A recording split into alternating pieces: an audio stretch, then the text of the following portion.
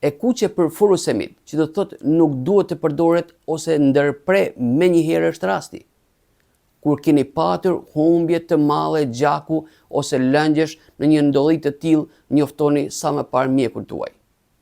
Ai me shumë mundësi do të ju ndaloj marrjen e furosemidit deri në normalizimin e gjendjes. Hemoragjia apo humbja e madhe e gjakut është një urgjencë që me shumë mundësi ju detyron të paraqiteni tek mjeku. Atëherë do të jeni në dorën e tij dhe kujdesin të ta bëjë ai. Burim gabimi dhe vetdëmtimi mund të jetë humbja e madhe dhe e shpejtë e lëngjeve, të cilën mund ta neglizhoni apo nënvlerësoni.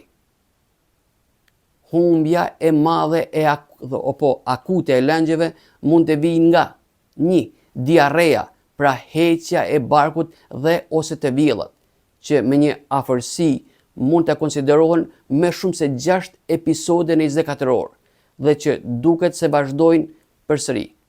Djersitja e madhe nga hipertermia, pra temperatura e lartë e ambientit ku jetoni dhe punoni, apo një aktivitet i fortë fizik dhe i zgjatur.